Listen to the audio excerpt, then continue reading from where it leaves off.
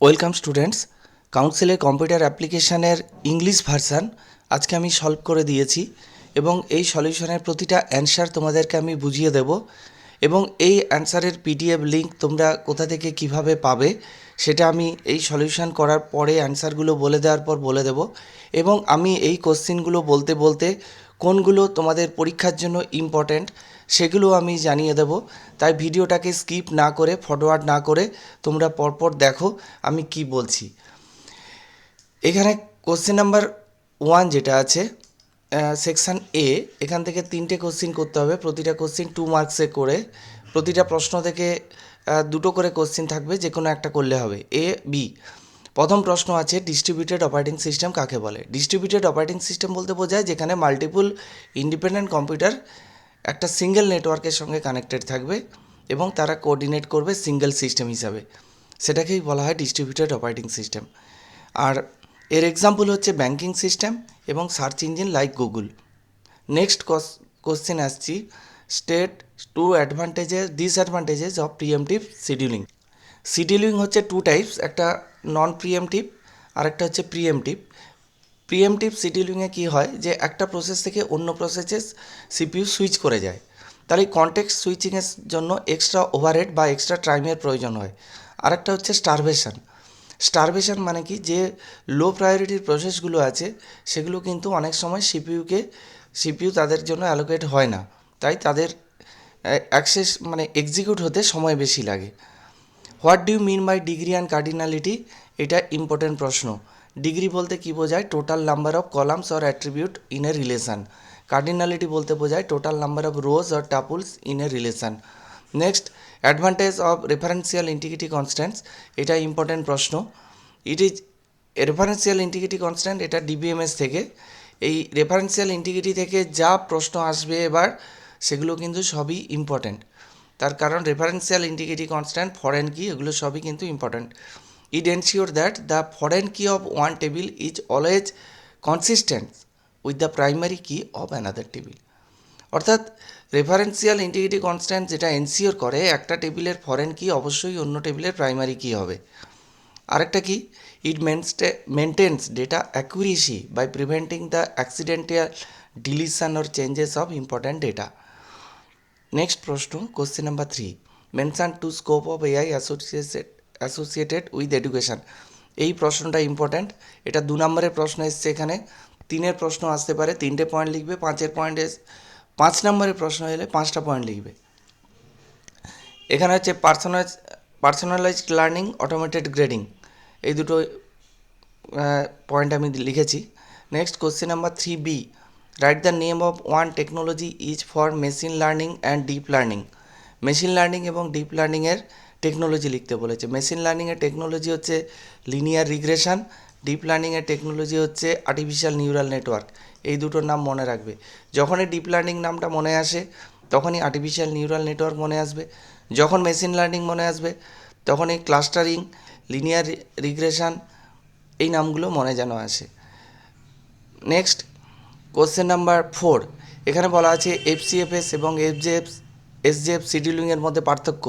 Important প্রশ্ন, এখানে section B যেহেতু 3 মার্কসের প্রশ্ন, তাই তুমি 3টে পার্থক্য লিখবে। আমি পার্থক্যগুলো দিয়ে দিলাম। প্রথম পার্থক্য হচ্ছে FCFS, the process that arrive first get the CPU first.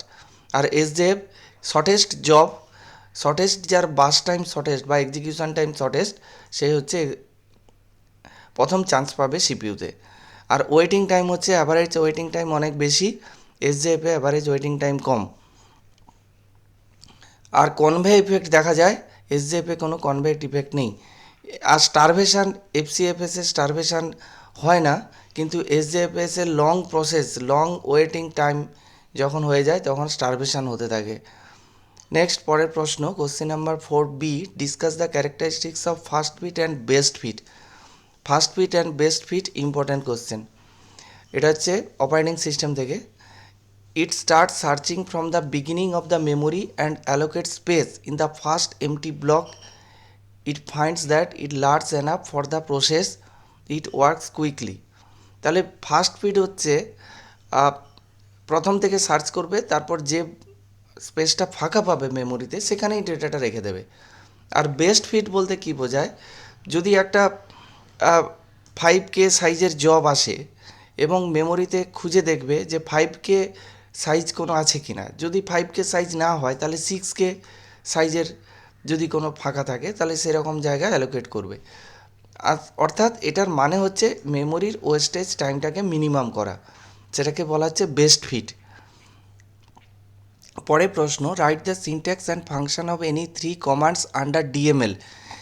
এখানে ডিএমএল কোশ্চিন এসছে, এটা ইম্পর্ট্যান্ট, কারণ তুমি কি করবে, ডিএমএল, ডিডিএল এবং ডিসিএল এই কমান্ডগুলো কিন্তু তুমি সব রেডি করে যাবে। ডিএমএল থেকে মিনিমাম 3টে কমান্ড, ডিডিএল থেকে 3টে কমান্ড, আর ডিসিএলের মাত্র 2টো কমান্ড আছে। এই কমান্ডগুলো তোমরা রেডি করে রাখবে। এটা কিন্তু ইম্পর্টেন্ট প্রশ্ন, বা কমান্ডের নাম ধরেও বলে দিতে পারে, নাহলে বলতে পারে যে কোনো 3টে কমান্ডের সিনট্যাক্স লেখো। Question number 5B, write the difference between Cartesian product and natural join. Cartesian product এবং ন্যাচারাল জয়েনের ডিফারেন্স, এটাও কিন্তু সাজেস্টিভ এবং ইম্পর্ট্যান্ট কোশ্চেন। কার্টেসিয়ান প্রোডাক্ট হচ্ছে it's join every row to table with every row of the other table. আর natural join কী করে, it's join rows only based on the matching data in common column. Common কলামে matching ডেটার উপর এটা join করে। আমি একটা ভিডিওতে কার্টেসিয়ান প্রোডাক্ট এবং ন্যাচারাল জয়েন এবং যত রিলেশনাল অ্যালজেব্রার বেসিক অপারেশনগুলো আছে আমি সেগুলো নিয়ে আলোচনা করেছি, তোমরা পারলে ওই ভিডিওটা দেখে নিতে পারো, আমি ওই ভিডিওর লিঙ্ক ডেসক্রিপশানে দিয়ে দিচ্ছি। নেক্সট কোশ্চেন নাম্বার 6-এ, describe the Turing test in the development AI. Important প্রশ্ন, 2 মার্কসের হতে পারে, 3 মার্কসের হতে পারে। নেক্সট প্রশ্ন, how does AI help in algorithmic trading. Algorithmic ট্রেডিংয়ের ক্ষেত্রে এআই কিভাবে হেল্প করতে পারে, এটা এখানে 3 নম্বরের প্রশ্ন এসছে, 5 নম্বরেরও প্রশ্ন আসতে পারে। নেক্সট সেকশান সি, সেকশান সিতে এখানে টার্ন অ্যারাউন্ড টাইম এবং অ্যাভারেজ টার্ন অ্যারাউন্ড টাইম এবং অ্যাভারেজ ওয়েটিং টাইম দেওয়া আছে।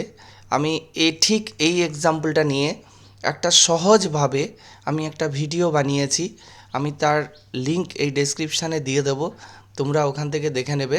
এটা অ্যাকচুয়াল আমাকে কোশ্চেনের অ্যান্সার করতে হয়েছে, তাই ম্যাথামেটিক্যাল সমস্ত প্রসেস আমাকে মেনটেন করতে হয়েছে, কিন্তু ওখানে দেখবে কোনো ক্যালকুলেশান ছাড়াই কিভাবে average time around, turn around time, waiting time মুখে মুখে হিসেব করে সময় ধরে বের করা যায়, তার হিসেব আমি ওখানে দেখিয়েছি, তোমরা ওই ভিডিওটা দেখে নিও। Explain the 3 schema database architecture. 3 schema structure মানে এটাকে বলা হচ্ছে আমাদের যে ডেটাবেসের যে আর্কিটেকচার আছে, ইন্টারনাল লেভেল, কনসেপচুয়াল লেভেল এবং এক্সটার্নাল লেভেল, এটাকে আমরা বলছি স্কিমা। ডাইরেক্ট কোশ্চেনটা স্কিমা কি না বলে এখানে 3 স্কিমা আর্কিটেকচার, ডেটাবেস আর্কিটেকচার এভাবে বলেছে। নেক্সট আসছি main concept of ER diagram of hospital management system. তো স্কিমাটা কিন্তু ইম্পর্ট্যান্ট, এটা ভালো করে পড়বে।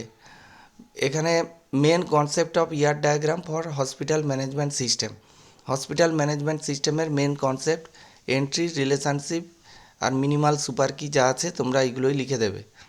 Next relational operation, set difference, natural join.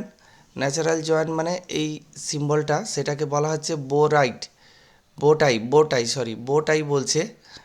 এই বোটাই সিম্বলটা এভাবে, সেটা এখানে বোটাই বলে আমি লিখেছি, তো আর বোটাই এস merges data based on common columns. Next question number 9, what is chatbot, give an example. Chatbot important প্রশ্ন, পরীক্ষায় আসবেই, 2 নম্বরের প্রশ্ন হলেও আসবে আর 5-এ এভাবে হলেও আসবে। CNN ব্রিফলি ডেসক্রাইব করতে বলেছে। নেক্সট পরের প্রশ্ন 9B, social inequality in AI use and its remedies.